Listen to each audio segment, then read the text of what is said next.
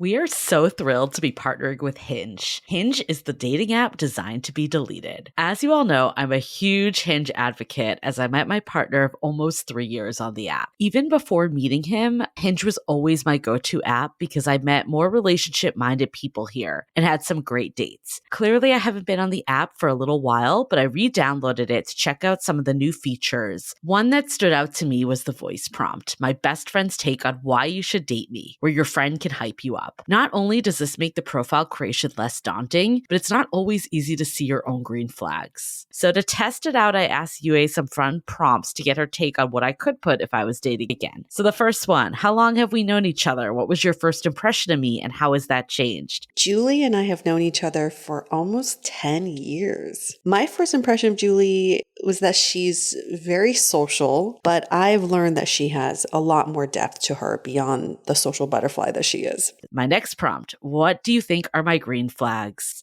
I would say she's deeply loyal. She believes in love, curious mindset, and she is fearlessly ambitious. And then last but not least, what kind of friend am I? Julie is the kind of friend who will always have your back, no matter what. Damn, that feels nice to hear. So download Hinge and try voice prompts today. Then find someone worth deleting the app for. The Dateable podcast is an insider's look into modern dating that the Huffington Post calls one of the top 10 podcasts about love and sex. On each episode, we'll talk to real daters about everything from sex parties to sex droughts, date fails to diaper fetishes, and first moves to first loves. I'm your host, Yue Xu, former dating coach turned dating sociologist. You'll also hear from my co-host and producer, Julie Krafchick, as we explore this crazy dateable world. All right, as we're gearing up for the holidays, welcome to a brand new episode of Brunch Talk brought to you by the Dateable podcast. It's the holidays. It's about love. It's about finding your partner. And now this is why we're doing this show, because we want to answer your burning dating questions to set you up for success. It's about potato luckies as we go into Hanukkah season. Yeah. That is what it's really about. Yeah, tell us more. I feel like potato luckies are basically the same as hash browns. I feel like potato luckies should just be a staple at every brunch, even outside of Hanukkah time. They're so good. Potato pancakes. Is that just a thing around Hanukkah? Yeah, it's for Hanukkah. It's like what you eat on Hanukkah. What happens if you eat it outside of Hanukkah? I mean, you can. No one's going to come and get you. Like the Hanukkah patrol, the Maccabee crew isn't going to come and be like, nope, you can only eat that on Hanukkah. You know, a lot of restaurants serve potato pancakes all year round. And there's actually German restaurants, which is the opposite. But German restaurants also serve potato pancakes. They just don't call them potato luckies. So you can have them all year round, but they're extra special for Hanukkah. Do you make them from scratch? I did last year. My partner made them. We did a Hanukkah party at the house in San Francisco, and we did make them from scratch, but my family growing up never did. Oh. Because they're kind of hard. And your partner is he Jewish? No. Oh, okay. That's just so funny. Followed a recipe. The non-Jew. He's a really good cook, though. He's a really good cook. He's like, he would never buy them out of a package or get them somewhere. He's like, we're doing it. If we're doing it, we're doing it right. And doing it from scratch. Wow, it's a good partner to have. No wonder you two prefer to stay in for brunch. No need to go out. What question are we? We're doing a question. We're doing a question for Brunch Talk. We've been getting a lot lately coming in, so thank you all that have sent them. And we will be picking up Brunch Talk again during the next season, so we'll have a little bit of a hiatus, but feel free to get the questions in. Yeah. We're going to be consolidating them all and ready to kick them off again in February. So yeah, keep sending them. I'm sure come the new year, we'll just have a shit ton of these questions. Yeah, we will. It's just, yep. Things will surface. Trust you, me. As they do. Will surface.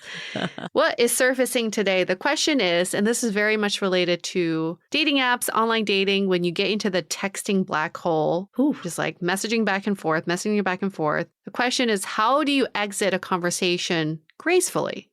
And then our listener that wrote in, if we go back and forth a couple times and I'm the only one asking questions, I just delete them. And maybe that's the right approach, but I always feel bad ghosting, even at this preliminary stage. I have also tried saying something like, it doesn't seem like we're connecting. I wish you the best. And that feels better on my side, but sometimes the other person gets mad. maybe I need to ask better questions. So could that be it? Any other advice? Well, I have a question for the person who asked the question. And the question is, what's your purpose? What's your goal in these text messages, in the texting? I think maybe if the goal is to get off the messages, it's good to put that up front. Say, I want to get to know you over text, but at some point, I really would like to take this offline if things seem right. The problem is just people don't have a purpose when they're messaging. That's why it just goes back and forth. It gets into this black hole and you can't come out of it. And then you feel bad if you're trying to get out of it. First of all, don't feel bad, but then let's figure out what the purpose of text messaging is and then state that up front. I feel like if any conversation on dating apps goes on longer for, I don't want to say 24 hours, even that's pushing it. I feel like it's like an hour max, even less. I like to move it along to text and then move it along to video or phone or real life. Because when it stays in the dating app limbo for more than 24 hours, we'll say that to be conservative, but I really think that's even pushing it. People lose interest. They forget. Even if you're asking questions, they're maybe onto someone else that things have been moving along more. Some of it's going to come down to what is it that you're asking. When you're getting peppered with questions too on dating apps, sometimes I'm like, oh my God, like I don't want to answer all this to this stranger that isn't indicating that they want to meet up with me. What would be better is ask them a couple of the main questions just so it doesn't feel like you're just asking anyone and everyone out. We talked to, this will stay with me for the rest of time. We talked with Meredith Davis a long time ago, who was the director of community at The League, which is a dating app that is still around. And she was talking about how do you get like 3 pieces of info in those early stage that aren't on the profile. So you build that rapport and then you move it along. People don't want a pen pal. I think when someone just asks you a ton of questions, my reaction would be like, does this person ever want to move it offline or to any other form of media? The problem is people treat texting in a dating app like they would treat texting in general. Yes. So they think you're kind of at their disposal. Like, oh, I can text this person whenever I want. They're going to respond back. I kind of liked, I forget which episode we talked about this, but what if you set 2 days a week just for dating apps? Yeah. And then you tell the people you're messaging, I'm only on this app Tuesdays and Wednesdays. So whatever you want to talk about, got 2 days to talk about it. Time box that shit so that they know they can't just keep lingering and asking questions that go nowhere. That way, there is a purpose to the conversation and there's a deadline to the conversation. Or better yet, get it off immediately. Like if you're not comfortable giving someone your real number, get Google Voice. Yeah. There's many ways that you can go about this, but I agree with you that people view texting on a dating app the same as texting, but you don't know how often is this person checking their dating apps. You don't know how buried your conversation has been now that there's a bunch of other ones. I really believe in moving it along or even the perception of moving it along. If you're not ready to go on a date right away, that's fine. Like do the different steps. But when you're just talking endlessly for a week, let's say you're just in the dating app talking back and forth questions, no one is hinting to it moving anywhere else. Compared to if you did the back and forth brief banter on the dating app, said something like, you know, I used to always say my app keeps crashing or it's hard for me to text on this app. Would you be down to exchange phone numbers or would you be down to text? And we're super excited to do that. So move it to text message. If you want to text for a few days, then propose the phone or video call. It could be that same week, but it could feel like all these steps are happening versus just something flat and static. Keep on trucking along and make that progress. And it's the content of what you're texting to. Yes. I would love for you all to scroll through your messages and just look at the bullshit you are all messaging about. How are your day? How's your day? How's your oh my God. How are you feeling? Tell me more about the third photo. Sorry, because I used to do that too. I'm only making fun of myself too. But the best conversations I've ever had on dating apps was when I was trying to trap Julie's ghoster using a fake profile. So it wasn't even my photos. It was not me. And I was just because I had already trapped him, I was like, well, since I'm on here, might as well see what else is out there. I had no my God, expectations. yes. I wasn't trying to get people to like me back. And I had some of the best conversations because I just didn't give a shit. And so sometimes it's like, stop with the cookie cutter messaging and just get the information you want. Move things along and be you. So we've heard in our Facebook group, people love the beta that Bumble's been running, banter. Love it, right? Mm-hmm. And it's banter. That's exactly what it is. I think we are in the minority here that whenever someone says that I open with something about their profile pic, it kind of makes me cringe a little. If you're like, tell me about that third photo, what you were just saying. I would almost rather someone be funny or, something that like teasing. Okay, so what I did for my partner, I was the one that initiated convo. And he had a photo of him and 3 girls that were friends, and they all had emojis on their head, like covering them because he was a big person with privacy and he didn't want their faces on the internet. Yeah. My opening line to him was like, oh, your friends are really happy to be around you, because he had like the big smile emojis. Yeah. Something that was like, it was commenting on the photo, but it wasn't like, oh, where did you take that photo? Like, it just feels so contrived when you do it that way. It doesn't feel like a conversation you'd have in the real world.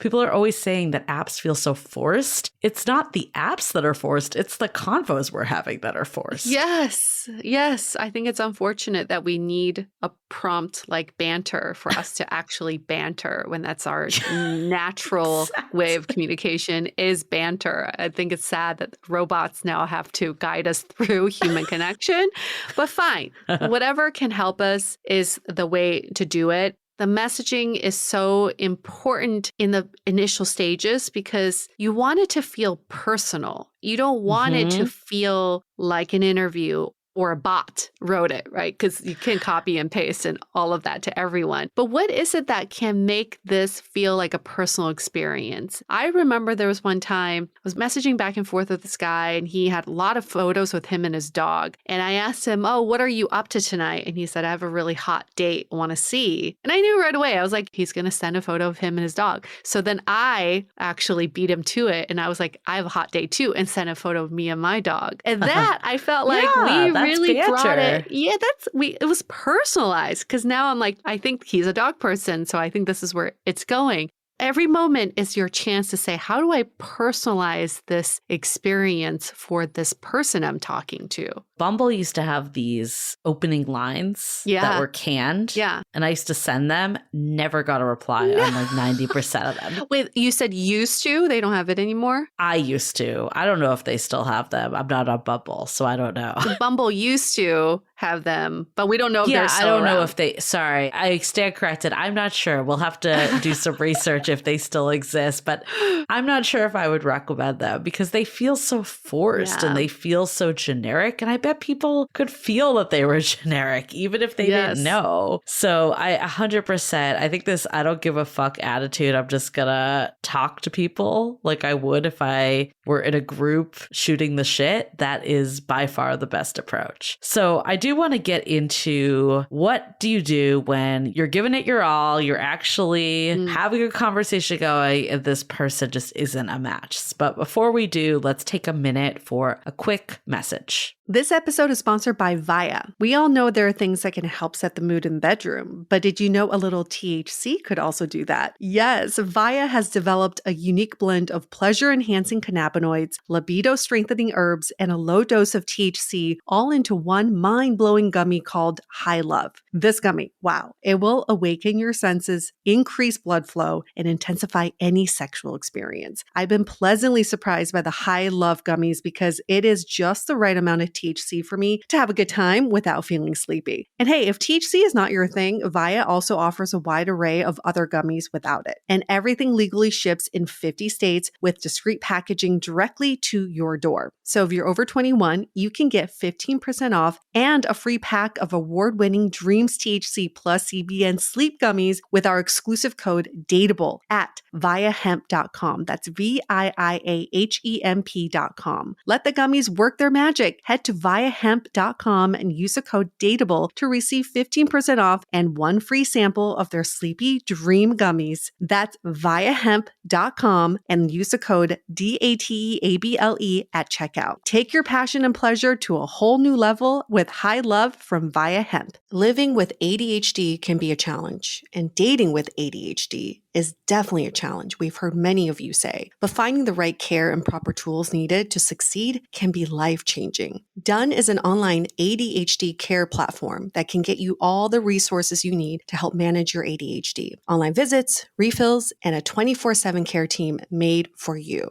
In just 1 minute, Done's online assessment can help kickstart your ADHD treatment journey. With experienced clinicians, worry-fill refills, and online visits, you can start getting personalized care as soon as today or tomorrow. So contact an expert team that can help you around the clock and get a personalized treatment plan just for you. Here's how you do it. Take a free 1-minute assessment and book an appointment with a licensed ADHD clinician as soon as the next day. Get continuous care, one-click refills, insurance coverage, and 24/7 care team support with Done for just $79 a month, and pharmacy copays as low as $0. Visit get.donefirst.com/podcast to learn more. That's get.donefirst.com/podcast to learn more. Done. Turn ADHD into your strength. This episode is made possible by Armoire. Armoire makes getting dressed easy. With a clothing rental membership from Armoire, build the perfect wardrobe with brands that are high quality, unique, and recommended just for you. All you have to do is take a 5-minute style quiz and select items from your dynamic, personalized closet. The styles show up at your door in as little as 2 days. Then when you're ready for new clothes, just swap them out.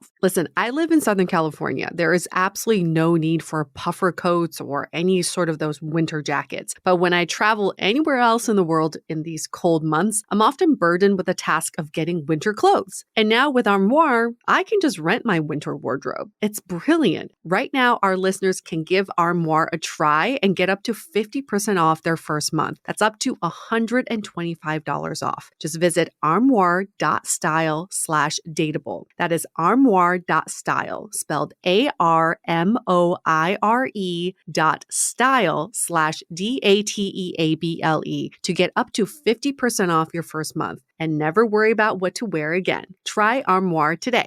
So yeah, sometimes just not going to be a fit. Maybe they're asking really boring questions, or it just petered out completely and you want to get rid of them from your queue. What do you do then? I liked what this person wrote. I don't really see a fit. It was really nice chatting with you. And yeah, I'm going to close out this chat. I think that's totally fine. I much rather get that as a message than suddenly see someone unmatched me and didn't tell me they were going to. It's like ghosting. The rule of thumb we've given before, if two people both have checked out of this conversation, and it's been days and weeks and months since you two have talked, I think you can unmatch. No one's looking for you.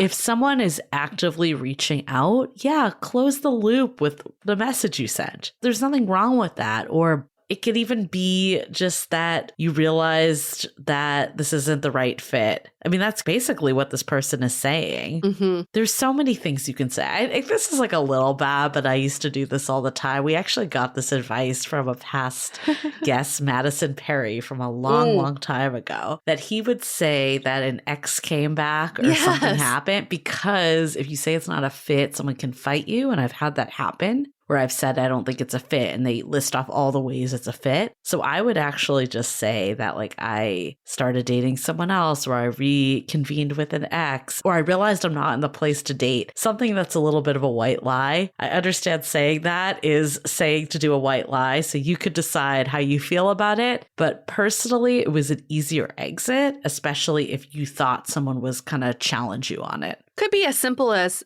I'm finding a stronger connection with someone else. Yeah. Right? They can't fight you on that. They can't be like, who? Show me. True.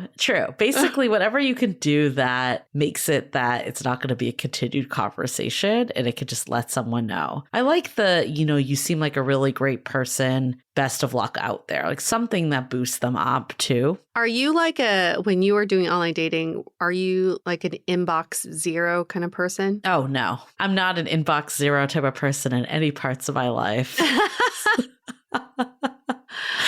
I let it linger. It didn't bother me, but I know some people, it really irks them. So I get it. If you are an inbox zero and you just want everyone clear it out, no big deal. Personally, for me, it didn't matter. So if someone did resurface, I could then assess if it was worth talking to them. It wasn't necessarily something that was occupying my brain space, though. Were you? Yeah, no, I just had a graveyard of all these dead messages. But I wonder if I could have had more clarity if I clean out my inbox. But sometimes I get nostalgic and I would read through the messages for funsies. Is that weird? There was one person before I met my partner. We had talked, just kind of died out. There was no real reason. Mm-hmm. And I was looking through my queue and I'm like, whatever happened with this person? And I just reached out again. We ended up going on a date. Granted, it didn't work out, but we still ended up going out from it. So the timing, for whatever reason, just didn't match up the first time, but it did the second. So we often take all this stuff so personally, but we really have no idea where people are in their lives. If a conversation dies out, it may have zero to do with you. Maybe you're asking all the right questions, having all the right conversation. It's just that they're not focused on dating right now, or maybe they're dating someone else. It's so hard to know. Maybe they're a fake profile trying to catch their friend's ghoster. You never know. Exactly. Maybe they're a fraud. Name you a shoe. Maybe me. That's okay. But that's all right. Then you just brush it off. You just go on with your day. The lesson learned here is we can all get better with online dating messaging so that we can drive the conversation forward, see progress, and keep the conversations that have some substance to them and close the loop when you are not interested. Yeah. If we just follow those basic guidelines, we can get more clarity in our messaging and hopefully get a better understanding of who we want to move off the apps. I think we've heard this before in the sounding board and some other groups that people don't want to offend anyone by closing the loop. And you're on a dating app. Most people are not that attached to you at this point. They probably just appreciate some closure over feeling like, I don't know. I feel like there's like a momentary sting maybe, but after that, it's not, if you've never even met the person in real life, you're probably not that attached to this conversation. Yeah. There's really nothing wrong with just saying, not feeling it, that's okay. No one's going to be that upset. Yeah. They'll get over it in a day, Max. So it's okay.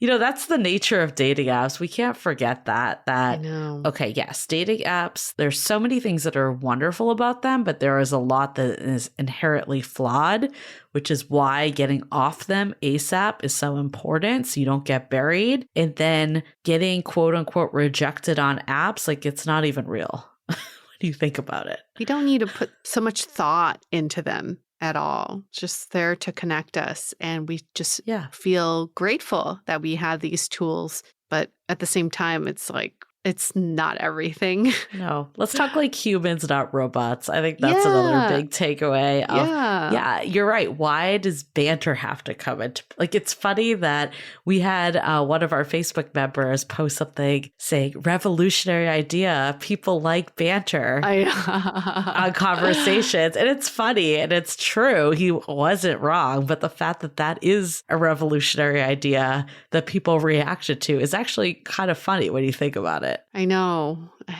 What's going to be next? AI takes over and it banters for you? We've just gotten so robotic in what we ask on pre-dates and dates and all of it. Let's just be humans. I know. And talk to other humans like humans. I think we just forgot how to treat each other like humans. And now it's like we're so dependent on computers that we are legit depending on computers to guide us through love. Oh, hell no.